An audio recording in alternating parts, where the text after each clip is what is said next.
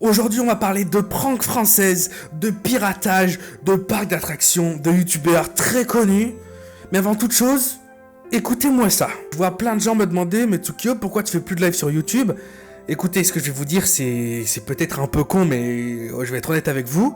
Sur YouTube, vous êtes trop nombreux. Je peux pas vous répondre sur le chat, je peux rien faire du tout en fait. Quand je lance un live YouTube, on est 6000, 6500, 7000. Le dernier live que j'ai fait, c'était censé être une genre de libre antenne, on était 6400, je pouvais pas lire le chat, je pouvais rien faire du tout. Alors que sur Twitch, on est vraiment moins nombreux, je peux répondre à tout le monde en temps réel et je peux discuter avec vous. Et c'est vraiment plus fun, pour moi surtout. Donc ce soir 20h30, tu viens sur Twitch et on pourra discuter ensemble. Et allez, on va rentrer directement dans le vif du sujet. Est-ce que oui ou non, ce youtubeur français a fait une prank sur son pote comme quoi il a réussi à lui faire croire qu'il était invisible? Bon, vous avez peut-être pas compris ce que je viens de dire, mais avec la vidéo ça va direct être plus clair. Yo la team, c'est ça, aujourd'hui on se retrouve pour une nouvelle caméra cachée, je sais pas comment on peut appeler ça, un prank. Non? Qu'est-ce qu'on va faire? Très simple, on va aller chercher Jordan, vous l'avez déjà vu dans les vidéos, et on va lui faire croire qu'il devient invisible. Tac, tu vois, je te la mets, au moins c'est bon. J'en mets un peu, normalement, on s'en la poudre et tout, ça part. Il est en train de se dire qu'est-ce qu'il est. J'étais au calme chez moi. Tiens, on dirait un maçon là. Bon Jordan. Donc 4,13 à 5,13. Voilà. Tac. Normalement t'es dans le noir complet. On enlève tout est transparent, on voit rien, même pendant on prend les photos et tout. Vas-y, t'es prêt? Vas-y. Oh c'est un délire! Oh c'est un truc de ouf! Putain, il me force le bras là. On voit les pas par terre. Ah! T'es parti frère. On entend tout doucement. Oh manifeste-toi! Bon, et là vous êtes peut-être en train de me dire, mais Tsukio, tu peux pas prouver que ça c'est fake ou non. On peut pas être à la place du gars et savoir si réellement il pensait qu'il était invisible ou pas. Ah ouais, t'es sûr de ça? Est-ce que tu penses qu'en regardant ces séquences-là, tu peux pas être certain de s'il ment ou pas?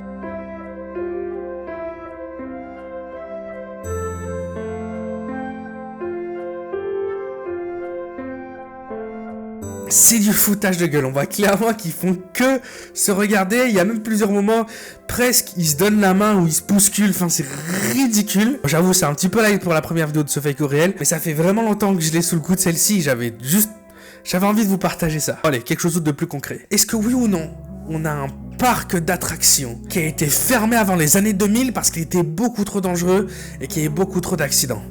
Each cabin was equipped with a button. This way they felt they had a little bit control over the ride itself.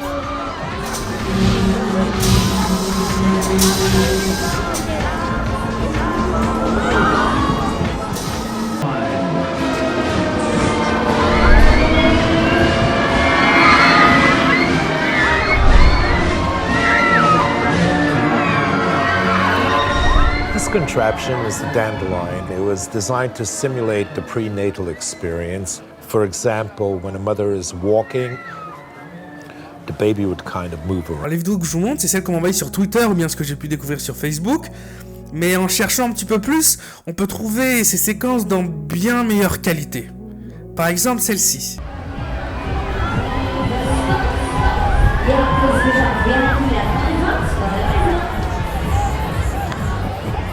When the rotation starts, to height instead of acceleration.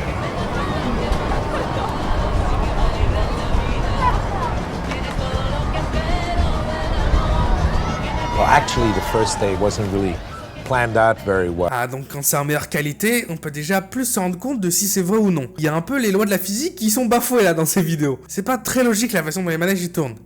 Et en cherchant encore plus, eh bien on peut se rendre compte qu'en fait c'est tout simplement un court-métrage qui a été réalisé. Court-métrage qui s'appelle The Centrifuge Brain Project, où c'est l'histoire en fait d'un chercheur qui crée un parc d'attractions pour augmenter l'activité cérébrale des gens qui utilisent les attractions. Enfin bref, c'est fake. Il faut passer à autre chose, c'est bien réalisé, mais il n'y a rien de vrai dans tout ça. Alors par contre, ceux qui m'ont envoyé ça, ça m'a un peu fait délirer, que je l'ai reçu là dernièrement, ces 2 dernières semaines, beaucoup sur Twitter. Est-ce que oui ou non, on a des gens, et d'ailleurs, est-ce que c'est possible ou non, d'aspirer de l'hélium depuis une bouteille d'hélium, et puis ensuite de la recracher dans des chewing-gums, et de s'envoler avec ces bulles de chewing-gum. Ok, bon, on est d'accord qu'à partir du moment où je vous explique ça comme ça, c'est ridicule, mais juste je vous montre la séquence, et puis on en reparle après.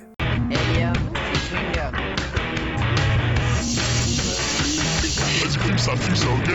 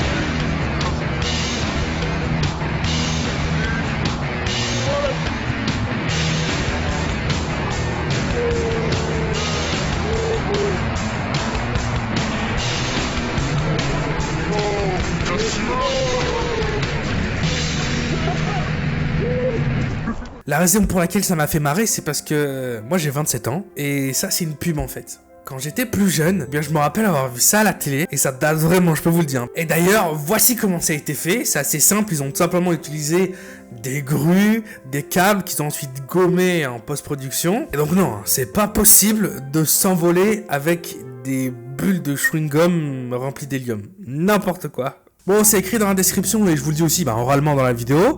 Cette vidéo contient un partenariat que je vais vous parler dès maintenant. Je fais toujours très attention pour que mes partenariats puissent être vraiment en accord avec mes vidéos. Et cette fois-ci, ça a été sponsorisé par un logiciel de retouche photo et de retouche vidéo. Donc on est directement dans le thème. Alors si je peux me permettre avant de parler du logiciel et du produit, je vois qu'il y a des gens dans les commentaires des fois qui m'expliquent que je suis illégal parce que des fois quand je fais des placements de produits, je mets pas le bandeau. Cette vidéo contient un placement de produit. Un bandeau qu'on peut activer sur YouTube. Et que si je le mets pas, c'est parce que comme ça, je peux à la fois toucher la publicité de mes pubs, de mon placement de produit, et en même temps de mes pubs, de ma vidéo YouTube. Alors les amis, il faut savoir que ce bandeau ne désactive pas les revenus de la vidéo en fait.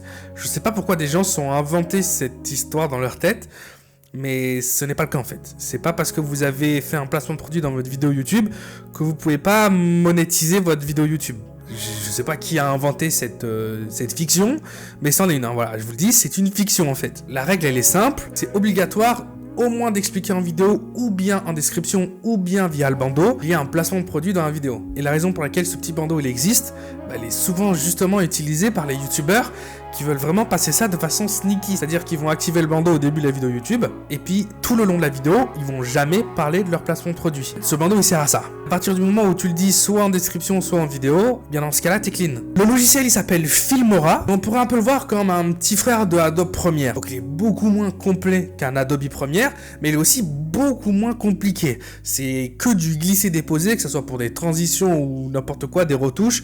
Il y a vraiment tout le travail qui est déjà pré-mâché. On peut créer plein de filtres sur ses photos, sur ses vidéos.